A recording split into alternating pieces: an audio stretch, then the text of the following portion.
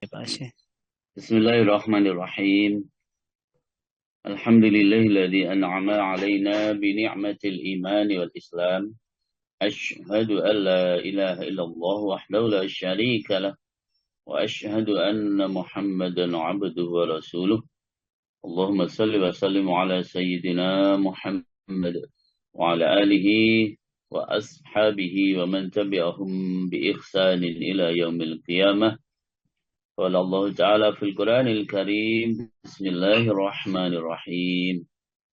الحج أشهر معلومات، فمن فرض فيهن الحج فلا رفث ولا فسوق ولا جدال في الحج، وما تفعلوا من خير يعلمه الله، وتزودوا فإن خير الزاد التقوى واتقون يا أولي الألباب. صدق الله العظيم وصدق رسوله الحبيب الكريم، ونحن على ذلك من الشاهدين والشاكرين، والحمد لله رب العالمين. أما بعد. Al-Mukarram Ustadz Dr. Andes Haji Sukarti yang saya muliakan, Bapak Ibu, para jamaah semuanya. Terima kasih Pak Haji Alwi yang sudah luar biasa untuk memandu kajian kita pada pagi hari ini. Terima kasih Bu Dwi yang sangat luar biasa memandu taksin Al-Quran pagi hari yang Insya Allah bisa istiqomah dengan luar biasa. Bapak Ibu rahimakumullah, mari kita senantiasa bersyukur kehadirat Allah Subhanahu wa taala atas segala nikmat, rahmat, taufik, hidayah, inayahnya yang telah diberikan kepada kita sekalian. Sehingga alhamdulillahirabbil alamin pada pagi hari ini kita dapat sama-sama hadir di tempat kita masing-masing untuk hadir mengikuti kajian pada pagi hari ini.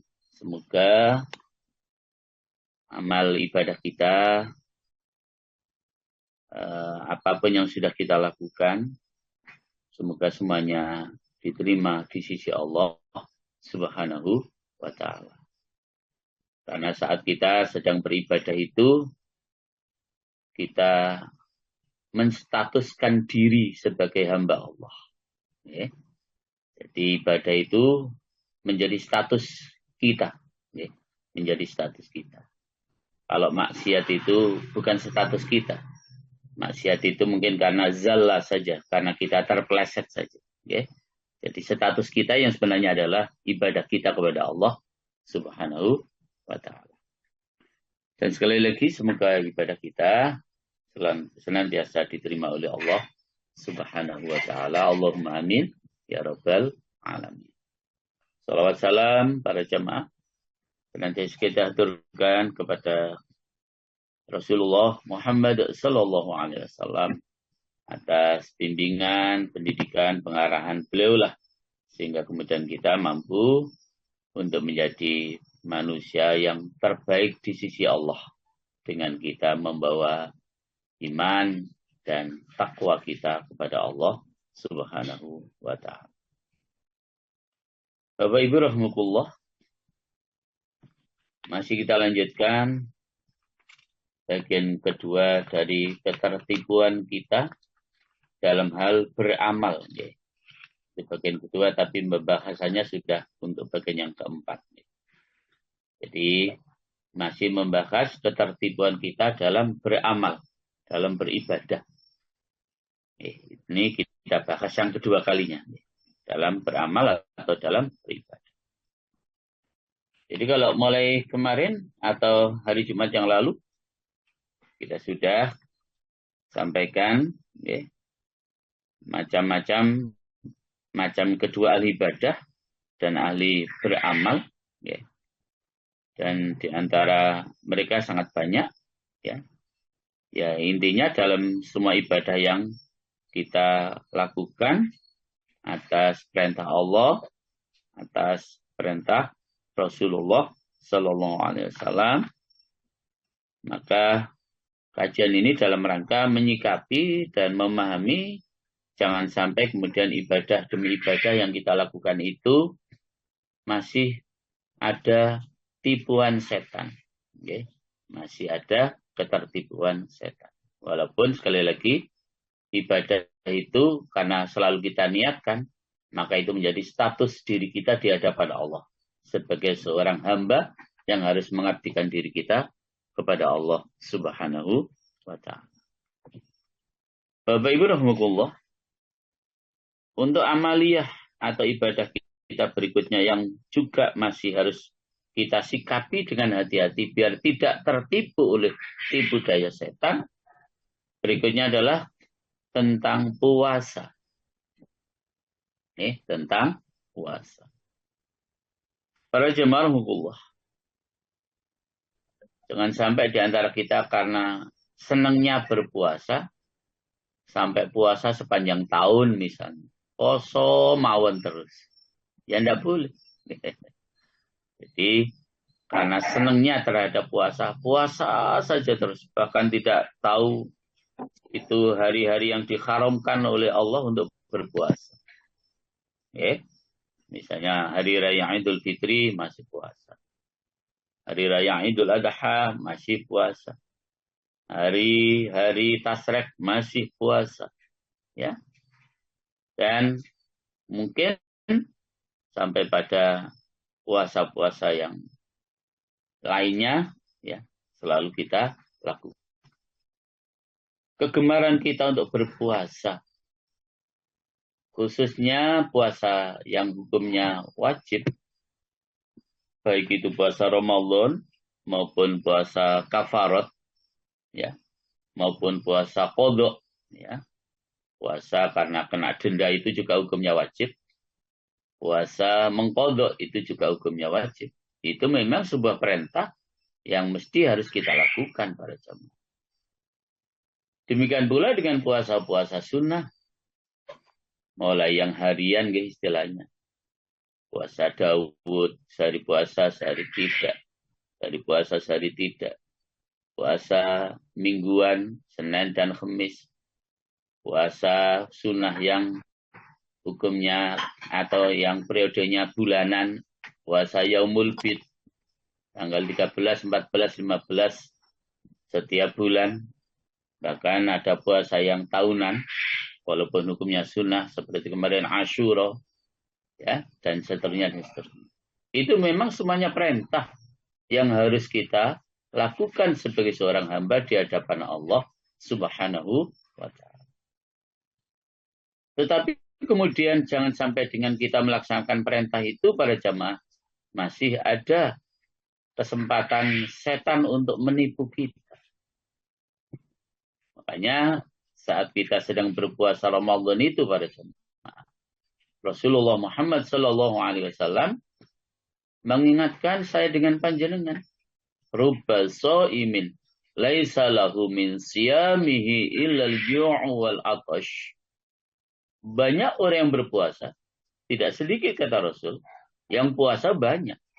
Banyak orang yang sedang berpuasa, tetapi dengan puasanya itu mereka tidak mendapatkan apa-apa kecuali mendapatkan rasa lapar dan dahaga.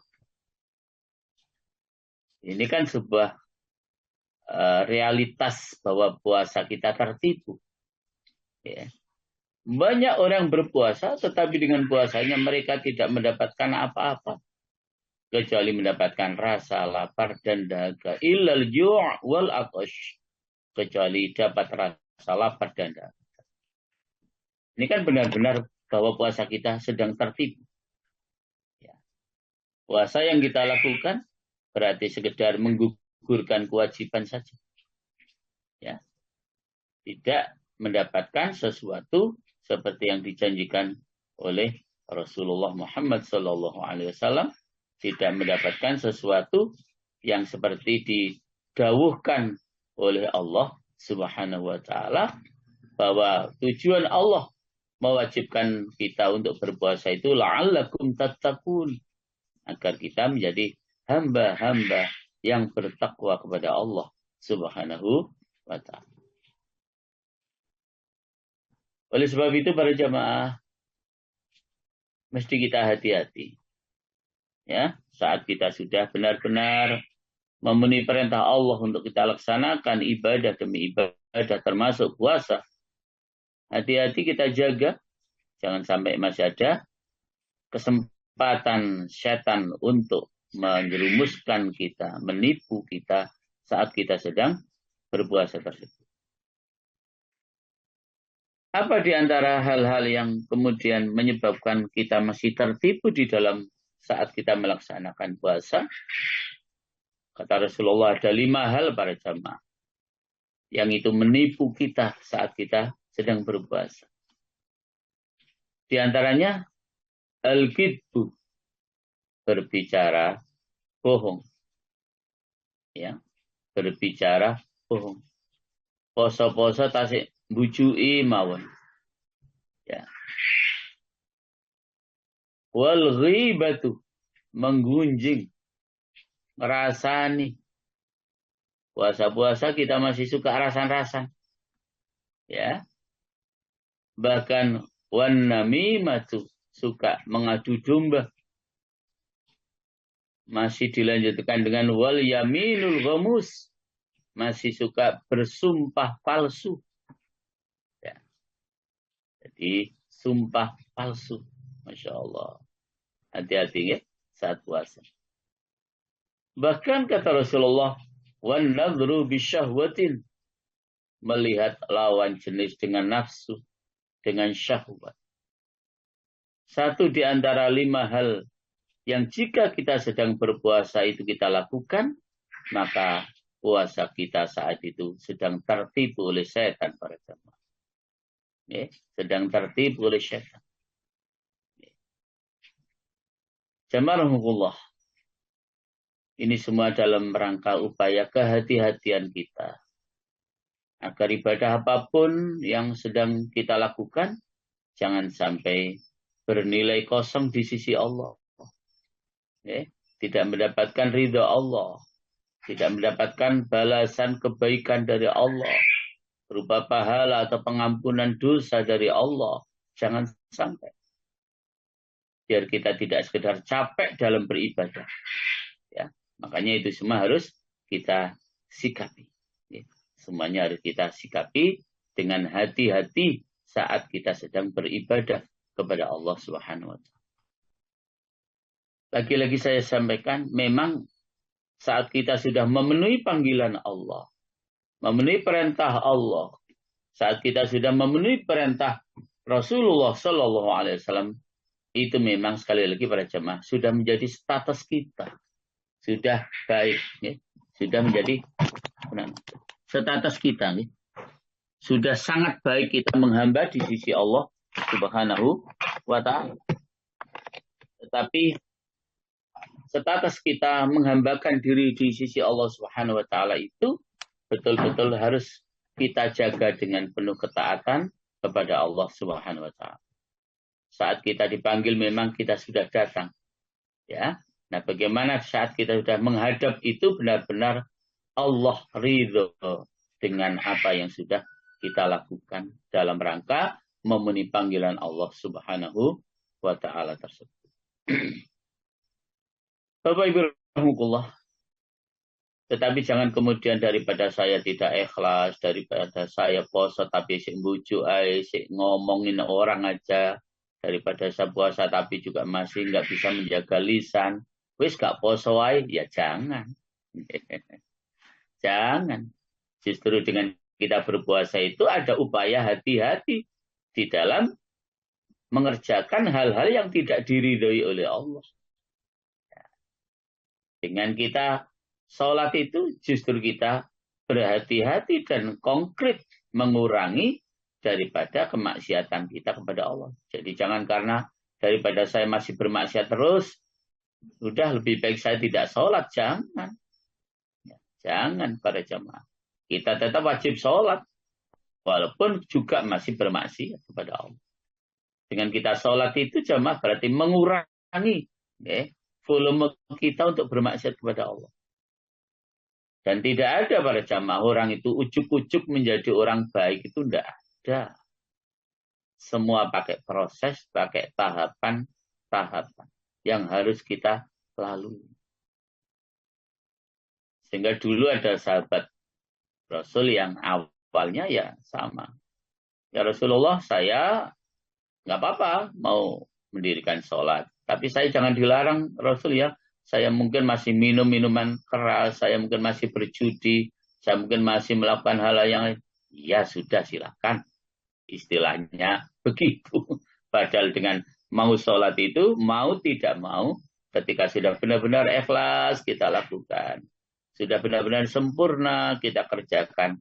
Pasti ayat yang menjelaskan bahwa sholat dapat mencegah perbuatan keji dan mungkar itu pasti akan terrealisasi para jamaah.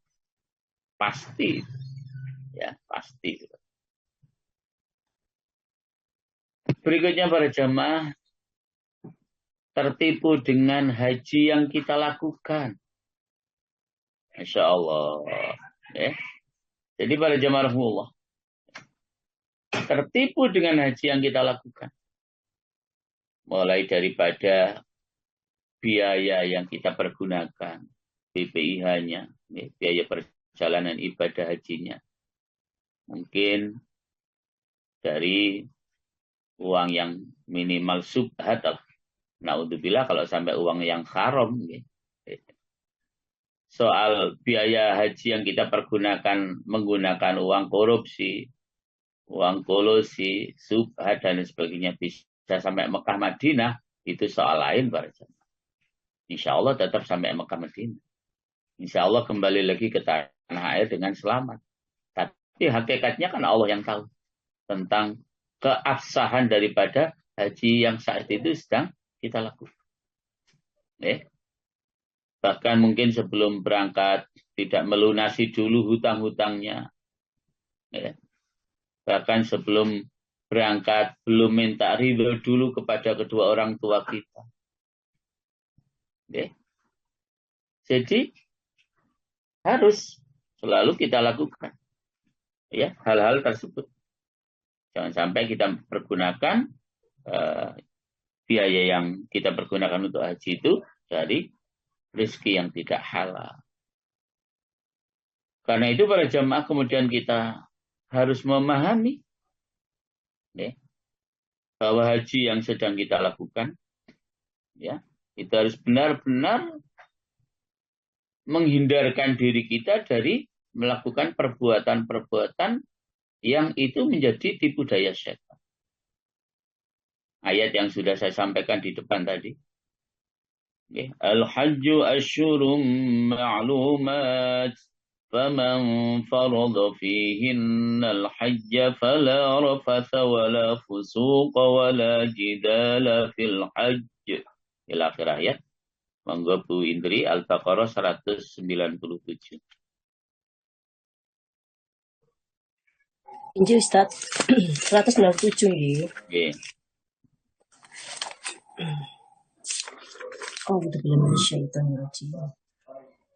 Musim haji itu pada bulan-bulan yang telah dimaklumi. Barang siapa mengerjakan ibadah haji dalam bulan-bulan itu, maka janganlah dia berkata jorok atau rafas, berbuat maksiat dan bertengkar dalam melakukan ibadah haji. Segala yang baik yang kamu kerjakan, Allah mengetahuinya. Bawalah bekal, karena sesungguhnya sebaik-baik bekal adalah takwa. Dan bertakwalah kepadaku, wahai orang-orang yang mempunyai akal sehat. Terima kasih Bu Indri. Ustaz kami. Bapak Ibu rahimahullah. Begitu jelasnya ayat tersebut. Bahwa saat kita sedang mengerjakan ibadah haji, apa yang dilarang oleh Allah? Fala rafatha. Jangan berbicara jorok. Jangan berbicara kotor. Wala fusuqa. Jangan berbuat fasik, berbuat kemaksiatan. Wala jidala, jangan bertengkar dengan teman sekamar. Hanya gara-gara urusan yang sesungguhnya bisa sama-sama dimaklumi. Satu suka AC, satu tidak suka AC. Ya. Satunya begini, satunya begitu, dan seterusnya. Kalau itu kita lakukan, para jamaah, mengotori nilai-nilai haji kita, para jamaah. Ya, mengotori nilai-nilai haji kita.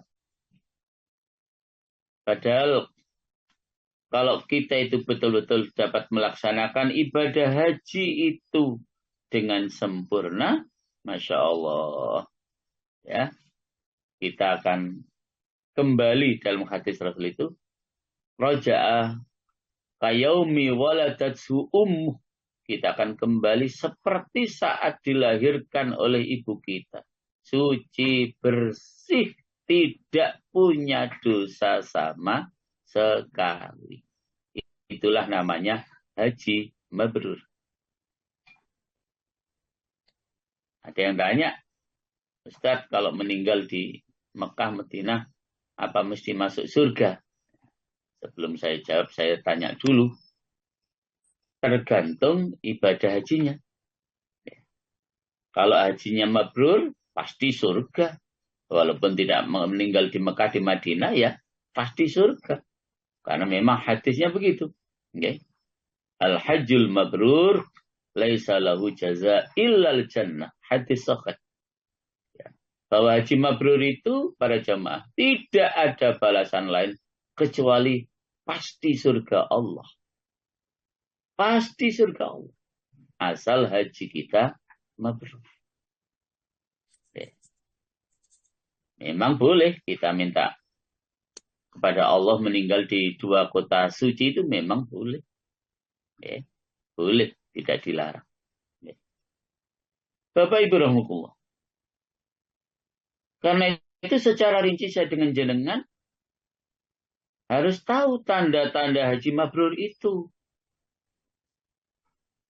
Yang pertama, para jamaah, dalam hadis riwayat Imam Muslim, bahwa harta yang kita pergunakan untuk haji harus dari rizki yang halal.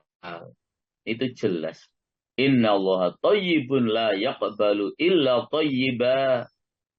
Sesungguhnya Allah itu suci dan tidak akan menerima kecuali sesuatu itu yang suci.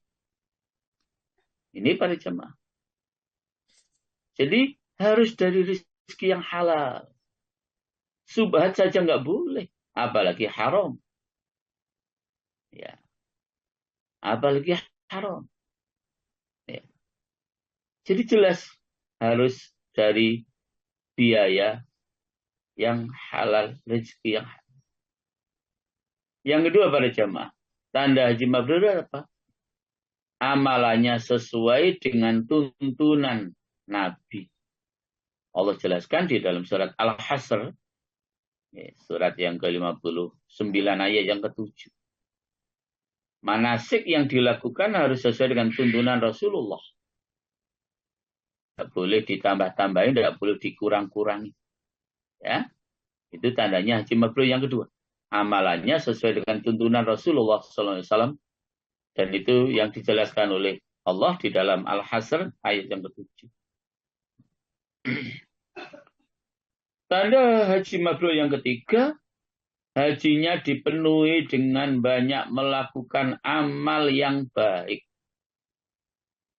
Hadis riwayat Imam Al-Baihaqi, Rasulullah dawuh, id'amut ta'am wa tibul kalam. Jadi orang yang hajinya mabrur itu id'amut ta'am, suka memberi makan kepada orang lain. Intinya dermawan. Tidak lagi bakhil, medit, medidil. Ya. Jadi orang yang pulang dari haji, dan itu tandanya haji mabrur itu, semakin dermawan. Bahkan watibul kalam. Pembicaraannya juga semakin baik. Kalau dulu masih suka bicara-bicara yang kotor. Begitu pulang dari haji, semuanya ditinggalkan dan menjadi pembicaraan yang santun, yang baik, ya. itu berarti tanda haji kita mabrur. Tidak lagi bicara yang tidak senonoh dan lain sebagainya. Kemudian di dalam surat Al-Baqarah, ya, yang tadi sudah disampaikan artinya, bahwa tanda haji mabrur itu tidak bermaksiat selama melaksanakan ibadah haji. Al-Baqarah 197 jadi tidak rafas, tidak fusuk, tidak jidal. Memang ujiannya orang haji itu banyak para jamaah. Dulu sekali saya waktu haji pertama itu, Masya Allah, saya sudah berusaha mendamaikan. Tapi ya masih belum berkenan untuk damai. Hanya gara-gara baju ikhram yang dijemur dan waktu itu terjadi hujan, gerimis begitu. Temannya dengan baik hati mengambilkan baju ikhram itu biar tidak basah, tapi malah dituduh mencuri baju ikhram. Naudzubillah min dzalik. Nah, di sana kok mencuri ya tidak mungkin, ya. Di sana tidak mungkin lah kita berbuat hal-hal yang seperti itu. Tapi ya jadi bertengkar luar biasa. Dan sudah berusaha kami damaikan, tapi masih belum sama-sama menyadari bahwa tidak boleh jidal, tidak boleh bertengkar. Sehingga selalu kita sarankan bekal utama saat kita haji umrah itu sobar, sobar, sobar. Kenapa? Karena saat itu kita bertemu dengan watak-watuknya orang sedunia. Bertemu dengan watak-watuknya orang sedunia. Kalau nggak sobar, terjadi pertengkaran. Pasti. Okay? Pasti terjadi pertengkaran. Okay. Jadi selama haji tidak melaksanakan perbuatan maksiat, itu tandanya haji mabrur yang keempat. Al-Baqarah ayat 197 tadi. Bahkan yang kelima kata Al-Hasanul Basri, okay, seorang tokoh tabi'in, ya, bahwa sepulang dari haji harus dalam keadaan lebih baik dibandingkan sebelum melaksanakan ibadah haji. Yang oleh Al-Hasanul Basri diberikan tambahan penjelasan bahwa sepulang dari haji dalam keadaan lebih baik daripada sebelum haji itu maksudnya apa? Maksudnya bahwa lebih mencintai kehidupan akhirat dibandingkan dengan kehidupan dunia. Insyaallah. Lebih mencintai kehidupan akhirat dibandingkan dengan kehidupan dunia. Sebab kalau kita ngurus dunia ini para jamaah, ya tidak ada habisnya. Sementara usia kita sudah berkepala 5, berkepala 6, masih lebih banyak kelelahan kita karena urusan dunia. Jangan para jamaah. Kelelahan kita di usia-usia senja seperti ini harus kelelahan karena akhirat. Kecapean karena akhirat tidak apa-apa. Lelah karena akhirat tidak apa-apa. Memang saatnya sudah harus seperti itu. Jangan masih lelah karena dunia. Sudah tidak saatnya. Serahkan aja kepada anak-anak kita, cucu-cucu kita. Saat-saat seperti ini kita sudah harus kelelahan karena urusan akhirat. Ngantuk ya tetap ngaji, capek ya tetap ngaji. Itu kelelahan karena akhirat. Jazakumullah. Sedemikian luar biasa peringatan-peringatan Allah, peringatan-peringatan Rasulullah Sallallahu Alaihi Wasallam agar saat kita sedang melaksanakan ibadah itu jangan ada kesempatan setan untuk menipu kita para jamaah. Ya, walaupun itu sekali lagi juga memang tidak mudah, tetapi itu harus kita lakukan. Upaya-upaya itu harus tetap kita ikhtiarkan agar tidak ada satupun ibadah yang kita lakukan ini yang kemudian sia-sia di hadapan Allah. Naudzubillah min dzalik. Insyaallah jamaah memang tidak ada ibadah yang kita lakukan ini yang sia-sia, tidak.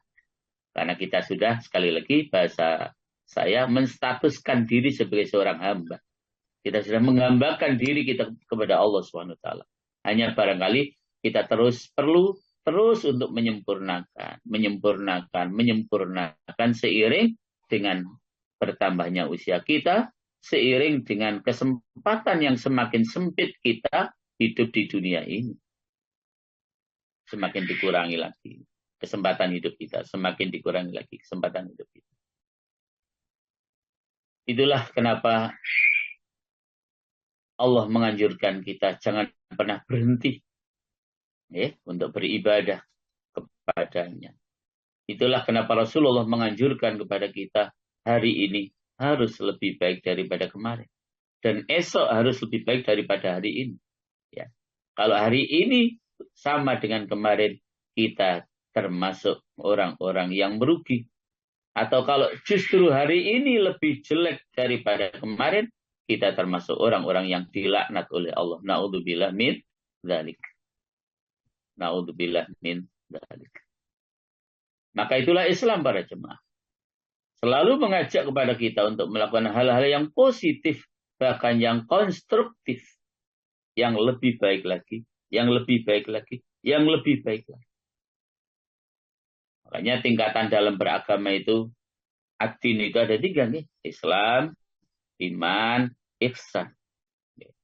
Muslim, mukmin, muhsin. Jadilah kita orang-orang yang muhsin. Mencapai tingkatan beragama yang paling tinggi.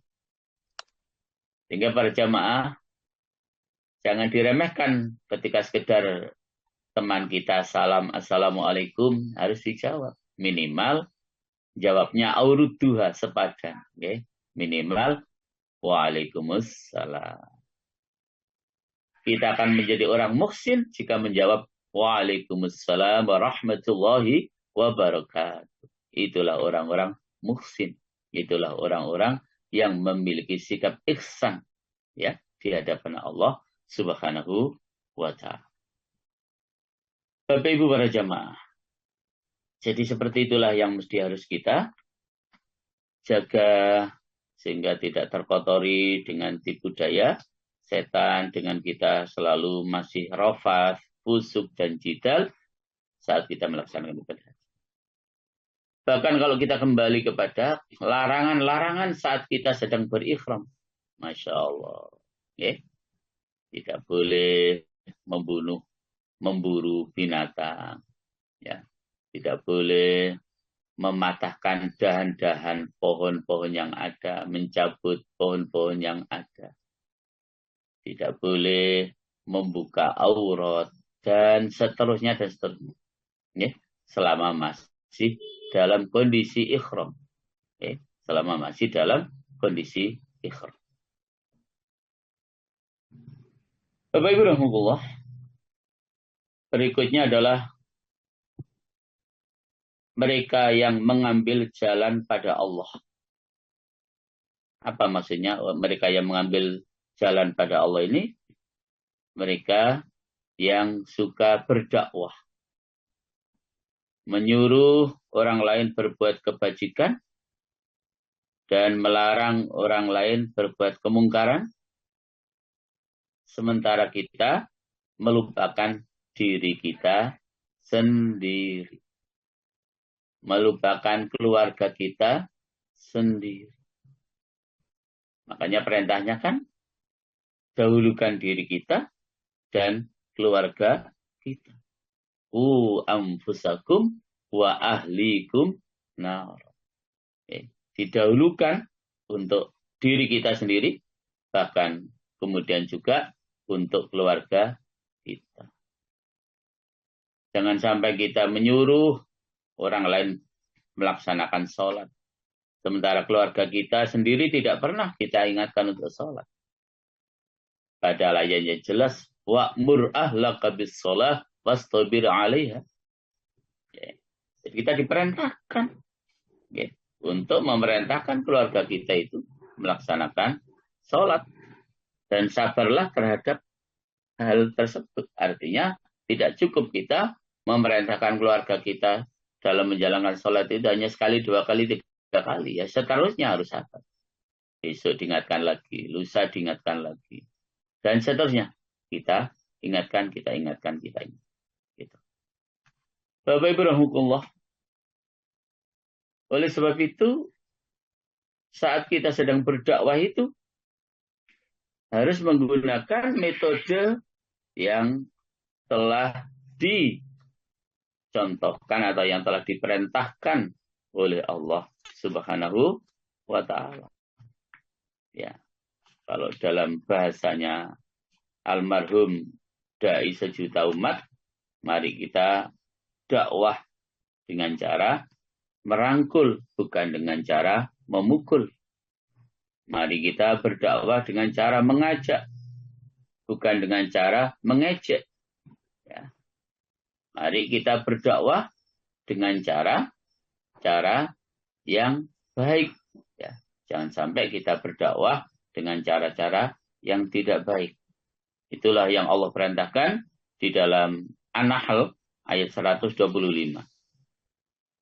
Bismillahirrahmanirrahim. Ud'u ila sabili rabbika bil hikmati wal mau'izatil hasanah wajadilhum billati hiya ahsan. Inna rabbaka huwa a'lamu biman dhalla an sabilihi wa huwa a'lamu bil muhtadin. Indri. Injil Ustaz. Ayat surat 16 ya Ustaz. 16 ayat 125.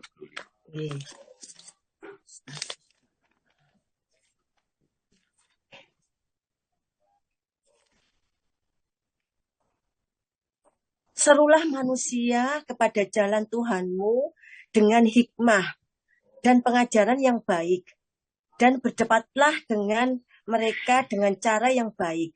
Sesungguhnya Tuhanmu, dialah yang lebih mengetahui siapa yang sesat dari jalannya, dan dialah yang lebih mengetahui siapa yang mendapat petunjuk. Bapak Ibu rahmatullah. Jadi kita diperintahkan untuk berdakwah, serulah manusia kepada jalan Tuhanmu dengan hikmah dan mau'izatil hasanah, ucapan yang baik, nasihat yang baik. Kalaupun harus berdebat, tetap berdebatlah juga dengan cara yang baik. Ya, berdebat juga dengan cara yang baik. Ya. Para jamaah Allah, jadi tidak dibenarkan kita berdakwah dengan keluar dari perintah Al-Quran tadi. Ya, harus dengan cara yang baik, pembicaraan yang baik. Ketika harus berdialog dengan cara yang baik.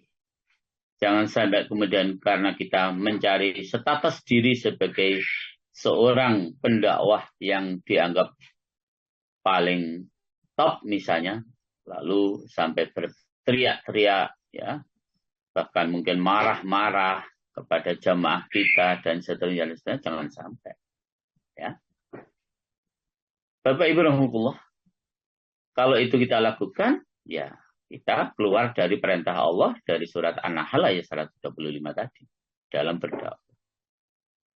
Bahkan kemudian para jamaah di dalam surat As-Saff, ya, surat yang ke-38, ya, As-Saff itu. Di ayat yang ketiga, ya, itu jelas, ya, kita juga diingatkan As-Saff itu surat ke-berapa?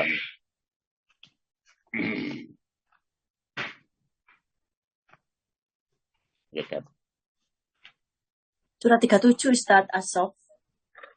Itu 37 itu As-Saffat. Bukan. Itu As-Saffat. Oh beda.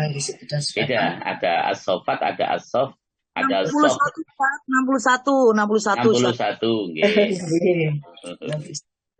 Nggih, ada ayat kabura maqtan 'indallahi an taqulu ma la taf'alun. Enggak beri.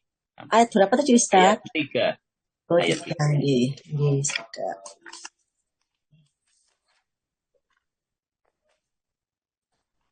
Itu sangatlah dibenci di sisi Allah jika kamu mengatakan apa-apa yang tidak kamu kerjakan. Nggih. Jadi di ayat yang sebelumnya, memang ayat yang kedua itu, wahai orang-orang yang beriman, mengapa kamu mengatakan sesuatu yang tidak kamu kerjakan? Itu sangatlah dibenci di sisi Allah jika kamu mengatakan apa yang tidak kamu kerjakan. Jadi seorang kiai, seorang ustadz itu berat para jamaah. Konsekuensi logisnya sangat berat. Ya. Sehingga kemudian bukan sekedar karena tampil di depan jamaah, lalu seakan-akan kita menjadi orang yang khusyuk, orang yang baik, orang yang sangat taat.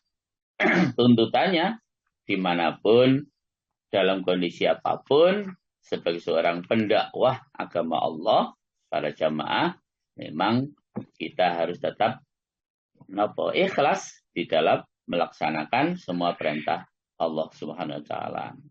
Sebagaimana yang sudah pernah kita sampaikan, tanda keikhlasan kita di dalam beribadah kepada Allah itu para jamaah, apapun yang kita lakukan di saat kita berada di tengah-tengah jamaah, itu juga kita lakukan di saat kita sedang sendirian.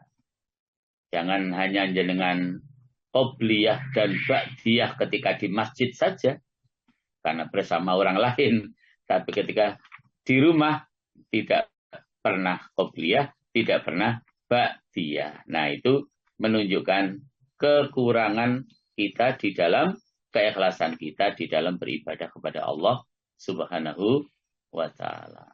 Apapun yang kita sampaikan, seharusnya kitalah orang yang juga telah mempraktekkan atau telah melaksanakan apa-apa yang sudah kita sampaikan kepada orang lain, sehingga kita tidak mendapatkan dosa yang besar. Kabura maqtan indallah. Sungguh amat besar dosa di sisi Allah. Jika kita hanya sekedar mampu untuk menyampaikan, tetapi tidak mampu untuk mempraktekkan. Jadi jangan istilahnya jarkoni. Iso ngujar, gak iso ngelakoni. Itu memang sangat berat para jamaah. Sangat berat. Bapak Ibu rahmatullah, berikutnya adalah golongan lain yang berdekatan dengan Mekah atau Madinah. Jadi orang-orang yang secara domisili itu dekat dengan dua kota suci. Ya, dua kota suci, kota Mekah maupun kota Madinah. Jadi jangan sekedar kita bangga bahwa kita tinggal di dekat dua kota suci Mekah dan Madinah, tetapi misalnya kemudian kita juga bermalas-malasan tidak melaksanakan ibadah di dua masjid itu, yaitu tertipu gitu. Makanya setiap kali kita ke sana itu, para jamaah baik untuk umrah maupun untuk haji, harus berusaha untuk maksimal. Harus berusaha untuk maksimal di dalam melaksanakan ibadah kepada Allah Subhanahu wa ta'ala. Jadi jangan hanya bangga karena kita tinggal dekat dua kota suci, tetapi kita tidak maksimal di dalam melaksanakan ibadah kepada Allah. Sementara Rasulullah SAW sudah menyampaikan tentang fadilah, ya, keutamaan daripada kedua kota suci tersebut. Masya Allah. Luar biasa, ya. Fadilah keutamaan kedua kota suci tersebut. Itu benar-benar harus kita laksanakan dengan sebaik-baiknya ibadah demi ibadah, apalagi kita sedang dekat atau bahkan berada di kota suci Makkah Al-Mukarramah maupun kota suci Madinatul Munawwarah. Insya Allah kita yang sudah sering diamanai untuk membimbing haji, membimbing umrah itu justru paling berat para jamaah. Bukan sekedar pembimbing itu menyuruh jamaahnya ke masjid, tapi dia tidur di kamar. Itu yang sama sekali tertipu diri kita.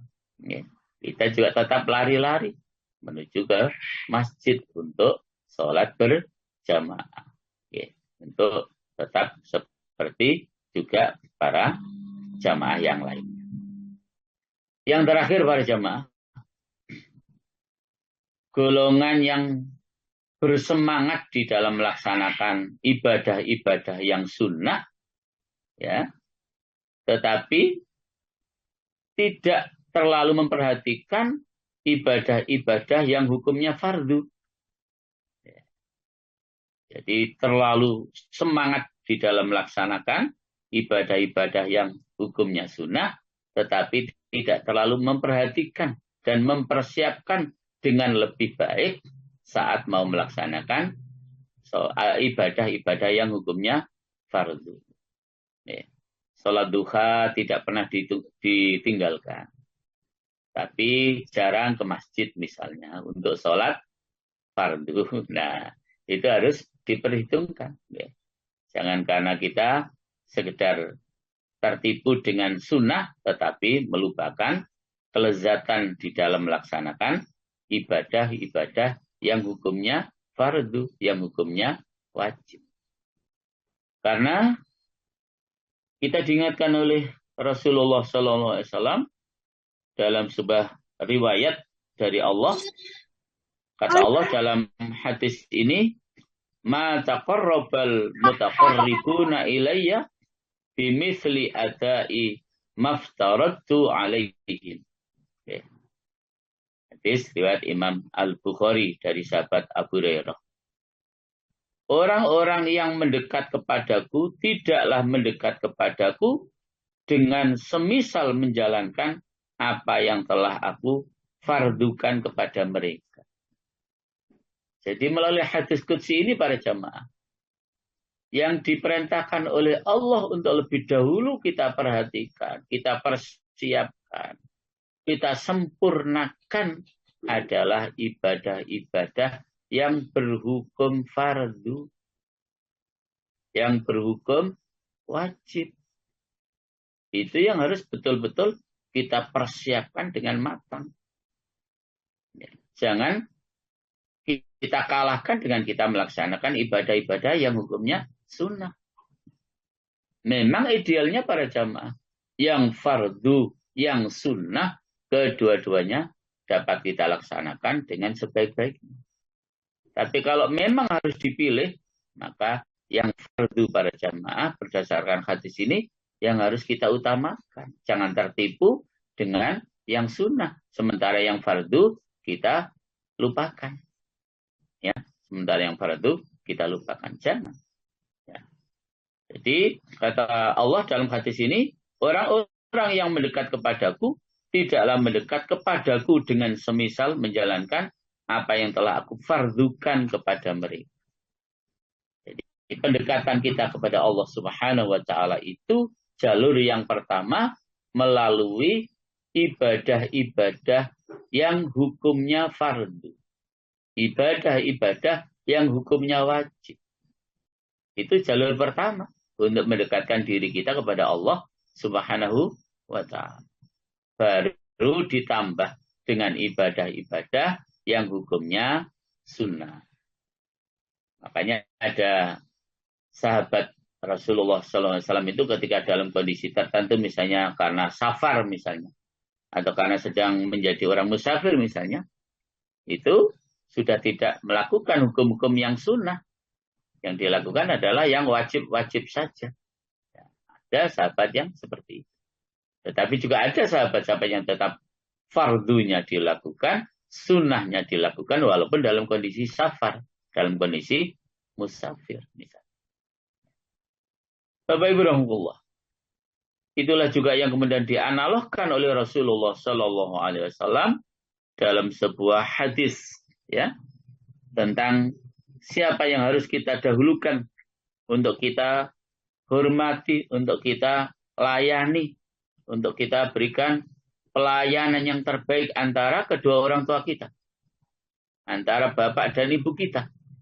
Nah, maka dalam sebuah hadis, ya, Rasulullah menyampaikan, man abiru ya Rasulullah, qol ummuka, qala thumma man qal ummuka, qala thumma man qal ummuka, qala thumma man qal abaka, qala thumma man qal adnaka fa'adnak.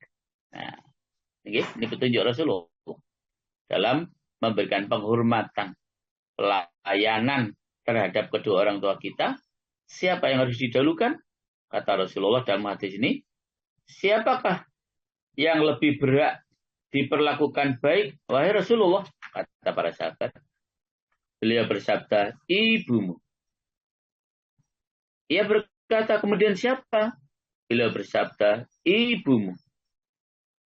Ia berkata, siapa?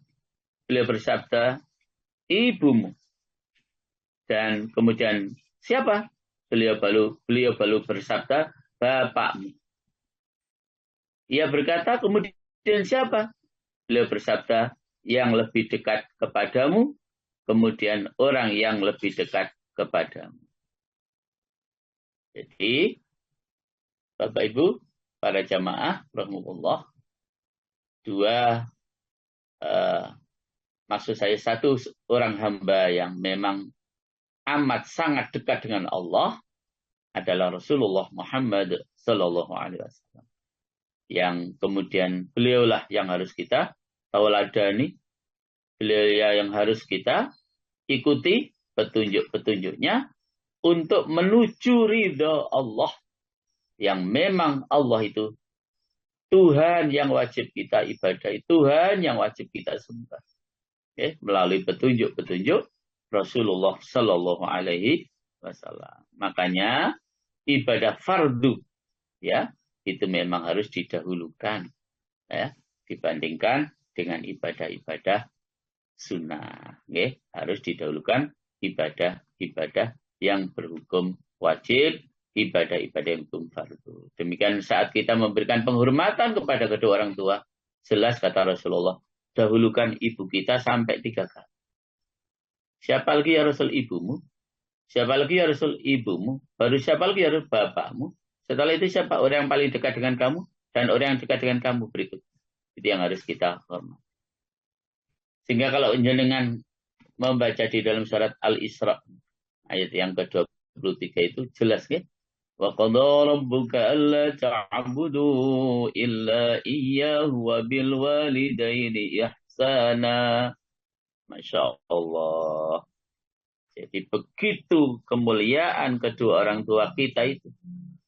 Setelah kita diperintahkan oleh Allah untuk hanya menyembah kepadanya, hanya beribadah kepadanya, langsung perintah Allah, wabil walidaini ihsana, dan terhadap kedua orang tuamu maka berbuatlah kebaikan dengan perbuatan yang sebaik-baiknya. Setelah Allah, langsung kita diperintahkan berbuat baik kepada kedua orang tua.